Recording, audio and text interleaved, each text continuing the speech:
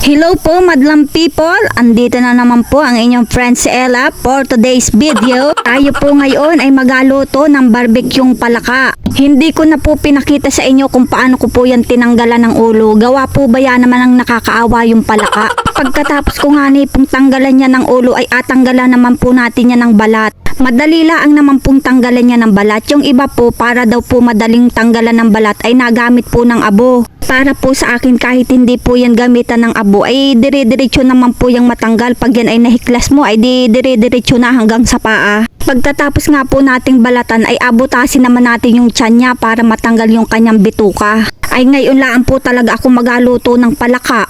At ngayon lang din po ako makakatikim na rin. Hindi ko pa po alam kung ano ang lasa na rin. Pero sabi po ng kumari ko ay ari daw po ay masarap. Kaya naman kumaring Laika Daro, shout out sa iyo. Talaga namang ako'y hinanapan mo ng palaka. Makatikim laang ng ganari at makapagluto laang. Ay maraming salamat. Ay pag sa susunod marami kang pinahuling palaka ay ating apulutanin. Kasama si paring Shi. Ay nako, parang ang sarap na rin pulutan ay. Ang itlog daw po ng palaka at balat ay nakakain. Pero ako po'y masaya na sa katawan ng palaka. Ayaw ko na pong kumain ng balat. Siguro yung iba po ay nakain pero ako po ay tamang katawan na laang. Yung balat daw po nito ay pwedeng gawing chicherya. Ay naku po, ay ari tama na sa akin ang laman. Ayaw ko na pong kumain ng balat. Pagluto daw po nito sa balat ay aprito mo sa maraming mantika para daw po ay lumutong. Ay pero ayos na po sa akin talaga ang laman. Ay siguro po sa mga bihasang kumain ng palaka pwedeng kumain ng balat. Ay pero po pag ako'y first time laang naman ay pabayai po ang pagkain ng balat na yan. Pero po ang napansin ko habang po ako'y nagakatay ng palaka ay ang palaka po ay napakalinis. Pag po ay natanggalan ng balat at bituka ay ang inakain laang naman po yata nito ay yung mga insekto sa palayan. Pero ang sabi po talaga ng iba ay napakasarap daw po nito, mas masarap pa sa manok. Ay malalaman po mamaya pagkatapos nating iluto. Pag po ako'y nasarapan sa palaka ay lagi na po ako magapahuli kay kumaring Laika ng palaka. Pag po magatanggal kayo ng balat ng palaka ay adahan-dahanin naman po ninyo ang pag-alis at baka po ay matanggal yung dalawang hita. Asamahan din po ninyo ng kaunting ingat sa pagtatanggal ng balat at pag po yan ay inihaw natin ay anong pangit naman po pag yan ay putol ang dalawang hita. At pag po natanggal yung dalawang hita niyan ay para pong ang labas niyan ay butiki na hindi na palaka. Pagkatapos nga nating tanggalan ng balat at bituka ay atin namang alinisan. Ay gayaan po yan pag natanggal ang balat, napakalinis tignan. Para po ba yan pwede nang kainin? At pagkatapos nga po nating hugasan ay ating atanggalan ng daliri sa paa at kamay. Ay kakatawa po ba yan naman yung palaka kahit patay na't nabalatan na ay nagiri pa rin? Para po ba yung gusto pang kumukak at gusto pang tumalon? Para po pating gustong maghiganti at siya po ay aking kinatay. Ari naman po ay akaunti laang. Ari atis tingin ko laang po talaga kung ano ang lasa. Sabi po ng kumuha na rin ay mahirap din daw po aring hulihin at kailangang sa gabi pa. Kailangan po ba yung mangingilaw pa? Madalang din daw po ang palaka ngayon at tag-init. Kailangan daw po talaga ay tag-ulan para marami ang makukuha. Ang sabi ko nga po, pag po ako'y nasarapan sa palaka ay ako'y masama na po sa panghuhuli para po ay makarami. Ang sagot naman po sa akin ay ayos laang po akong sumama, basta wag laang naman daw po akong panlawin at hindi daw po pwede ang panlawin pag nanguhuli ng palaka. Ayun laang po talaga ang problema at ako po talaga ay makapanlawin. Yanong cute na po ba yanong palaka nung natanggalan na ng daliri sa paa at kamay? Para tuloy ayaw ko nang lutuin.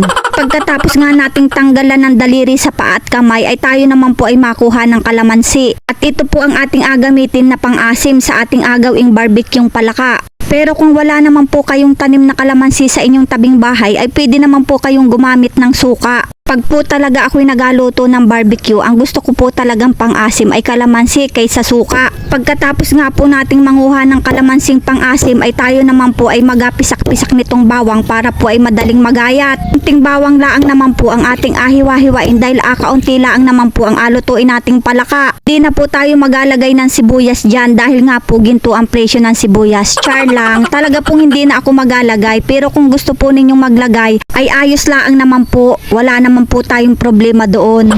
At maghahiwa-hiwa na rin tayo nitong kalamansi na ating apang-asim sa palaka. Parang gusto ko ding itry kainin yung dagang bukid. Sabi po nila ay masarap din daw po yung dagang bukid ay matry nga po minsan. Maigi din po baya ang nakain ng gayong pagkain at nakakatulong po tayo sa mga magpapalay.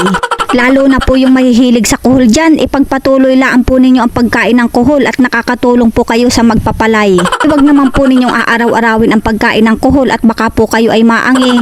Ang sabi nga po ay masama din ang sobra. Pagkatapos nga nating magpiga ng kalamansi ay magalagay na tayo ng bawang, kalamansi at saka ay ang ating oyster sauce. At kahit po tayo naglagay na ng oyster sauce, magalagay din po tayo ng kaunting toyo, paminta, at syempre hindi mawawala dyan ang ketchup, mantika at kaunting asukal. Atin na pong ahaluin gamit ang ating kamay. Tayo naman po ay naghugas kaya po yan ay tsak na malinis. At pagkatapos nga po nating halu-haluin yan ay ababad po muna natin yan ng at least 3 hours po para naman po talagang nanunuot yung lasa sa ating karneng palaka.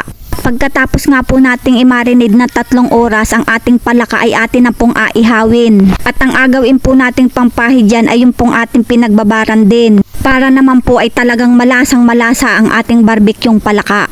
Talaga naman pong nakakagutom ang kanyang amoy at napakabango para laang din pong nag-aihaw tayo ng barbecueng manok. Ay masarap din daw po ang pinirito nito pero ito po ang tinry kong iluto dito para po hindi na ako magamit ng sausawan, kain na lang po tayo ng kain. Yan po ang kagandahan sa barbecue, hindi mo na po kailangan ng sausawan at may sarili na po siyang sauce. Ay kahit hindi pa po ako nakakakain ng palaka ay tingin ko ay napakasarap po at napakabango. Ay ingat na ingat po baya naman akong baligtarin aring palaka at baka po baya naman ay mga tanggal ang hita na rin ay makasayang naman po. Ay pag na rin naman ang luto ay talaga namang nakakatakam ang barbecueng palaka. Ay pag inatignan ko ay parang yanong sarap ay. At yun nga ni, tayo ay nakaluto na, ay matitikman na nga ni ang lasa ng barbecueng palaka. At ang sabi nga ng iba ay ito daw ay mas masarap pa sa manok. Ay atikman nga ni, alasahan natin at ating apatunayan kung ito ay mas masarap nga ni sa manok. At ito na nga po ang unang kagat sa palaka. Ay nako, ay pagkasarap nga ni po naman. Talaga naman pong mas masarap pa sa manok at talaga naman pong napaka-tender juicy. Napakasarap naman po talaga nito at talagang gusto ko pa pong ulit-ulitin ang pagkain ng palaka. Mga ka-friendsi, pa-subscribe na raan po ng aking YouTube channel. Thank you for watching po and God bless us all. See you again guys!